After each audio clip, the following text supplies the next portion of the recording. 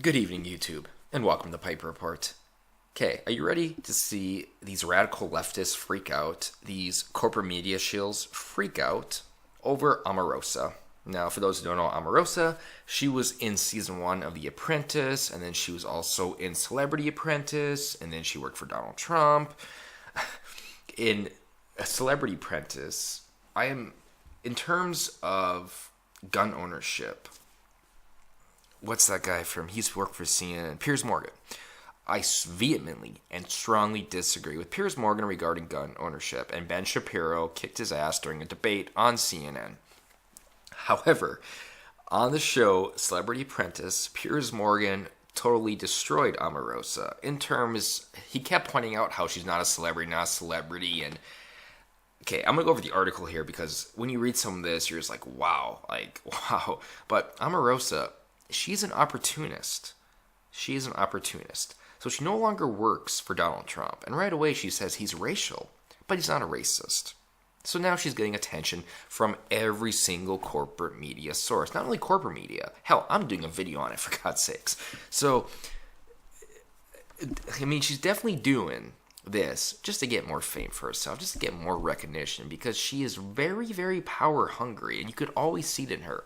Now, I actually never really watched The Apprentice that much. I did watch the first season, and then also watched some of Celebrity Apprentice.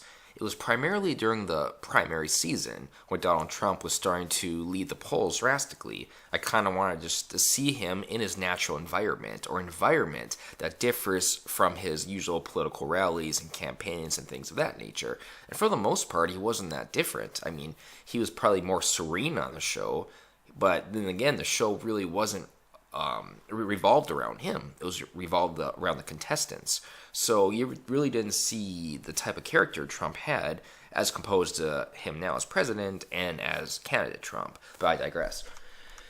In an interview with ABC, the latest departure from a Trump-appointed White House administration acknowledged that the president's advisory team did lack diversity, but stopped short of calling him a racist.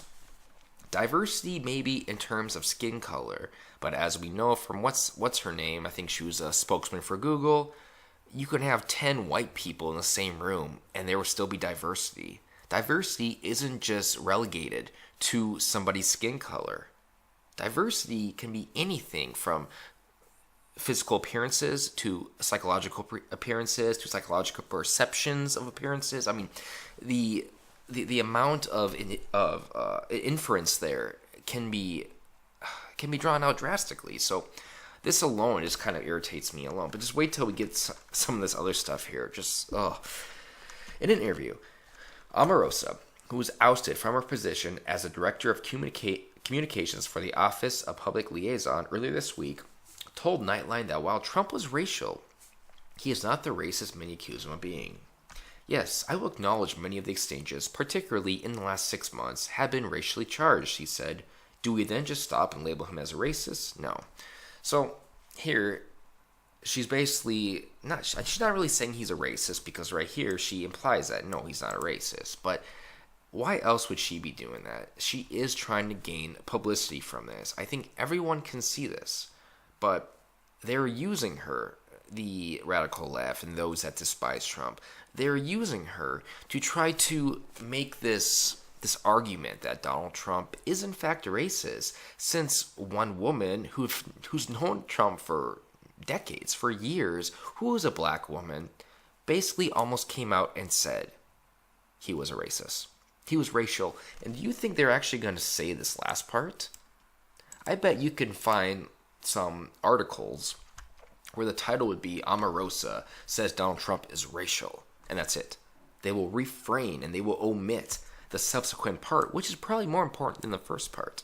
Either way, I never liked Omarosa, and I think she's an opportunist. So even though she said this, she's kind of covering her ass, just in case Trump ever wants her to work for him again. She can say, you see, I said that you weren't a racist. It's kind of much to assume that. So again, she's just looking out for herself. Her former boss has come under fire for his handling of issues that involve people of color. over the summer, he refused to denounce, here we go, he refused to denounce white nationalists who staged riots in Charlottesville, Virginia, to protest the removal of Confederate statues, saying that both sides, the other being anti-racism activists, were to blame. Oh my God. After I read that paragraph, I stopped and I kind of broke down laughing for a few seconds, like, okay, this article was doing all right in terms of being unbiased. It was doing all right until you get to that paragraph. It's like, Jesus. First off, both sides were responsible. I can guarantee you 100% that if those white nationalists protested in Charlottesville and they were not met with any resistance from Antifa or Black Lives Matter, there would not have been a death of a 32-year-old Heather Heyer. There would be no violence that happened there. There would be no violence that happened there. And as we know from many videos and many pictures, there have been false flags. For instance, people that are part of Antifa have been acting like they're either the alt-right, and they've been trying to indicate Donald Trump has similar beliefs with them, and they're trying to basically to out the alt-right. Now, I don't agree with everything the alt-right does. However, you cannot willingly believe everything you see and hear. Like, I saw a video James Poston did where basically he showed some evidence that Richard Spencer, who is a white supremacist, who people view him as like alt-right leader, he actually knows the Bushes quite well, and he is for the EU and things of that nature. So even though he preaches just crackdown on immigration, a lot of his political proclivities do align with that of the EU. So I mean, you cannot always just, in terms of political parties, you cannot just believe what you see all the time. And this goes both ways. I am sure there have been people in the alt-right or people from a different group who act as Antifa and go to rallies and try to mess things up. However, Antifa is not Antifa is not an anti-racism activist. Antifa uses fascist tactics to deny anyone their fundamental rights and liberties. I'm talking about, of course, free speech. What they don't want you to say what they don't like. So they will protest you. They will protest your right to speak, your right to assemble. And when you have a group like Antifa, and you have a group like white nationalists, and they meet in an area full of hostility toward one another, what do you think will happen? There will be an outbreak of violence. So yes, both sides were responsible.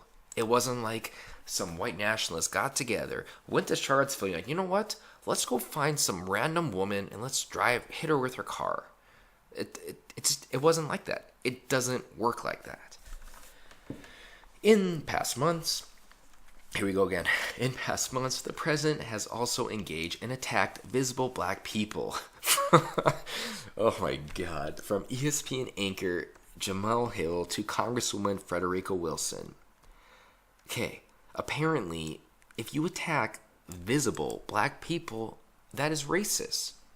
That is racist. So now, you are not even allowed to disagree with someone who is a different color than yourself. If you do, that is racist because you are attacking them. You are attacking their belief system. You are attacking their political proclivities, their ideology. Really? Are we really going there now? That no longer it's just about skin color now. It's about ideology as well, based on skin color. I mean, really? When I read that one, I also kind of laughed because the president has also attacked visible black people. Visible black people.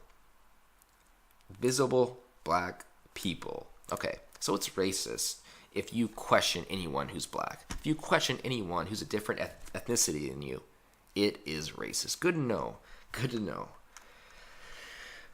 His history is also dotted with strategic attacks against black people, from calling for the death penalty for Central Park 5 to housing discrimination lawsuits. Okay, again, a person's skin color is irrelevant to the crime they do. It's irrelevant. It doesn't matter. For instance, let's say a white guy tortured and killed a family, a mother and daughters, twins, young girls. He did the worst despicable things to them ever, raped them, tortured them, whatever, blah, blah. And he was on trial. And the jury found him guilty, and the judge was considering sentencing him to death. Most people would want him sentenced to death. Likewise, if the person was black, they would want that person sentenced to death. Their skin color is irrelevant when juxtaposed to the crime. The crime is what matters, not the skin color of the person who committed the crime. But Omarosa, who has been fired by Trump multiple times in their years-long relationships, insists these exchanges are not racist. Yes, because they're not racist. Arguing with someone who is black is not racist. Calling for someone death penalty if they do despicable things is not racist. And these housing discrimination lawsuits, two things about this. Number one, his father was involved in the lawsuits, not Trump himself. And two, anyone can file a lawsuit. I could go right now to the court or hire a lawyer and file a lawsuit to anyone in the country that I wanted for whatever reason that I wanted. What matters is the outcome. Anyone can file a lawsuit. A lawsuit does not ascertain guilt. A lawsuit does not mean that the person, whomever they are accusing of doing something wrong, is actually proven to do those things that are wrong. I know that kind of didn't make sense, but what I'm saying is if I accuse someone of doing something wrong, that doesn't mean that he did what I'm accusing him of. It has to be proven first. But this mentality here, that just accusing someone or disagreeing with someone who's different skin color, that is enough nowadays. That's just insane. Well, I think that's it. I think that is it. Essence.com. I thought maybe we might have a unbiased article since it's not from an actual famous corporate media outlet like Huffington Post or CNN. I thought maybe they might make this kind of unbiased, but well, I could not have been more wrong.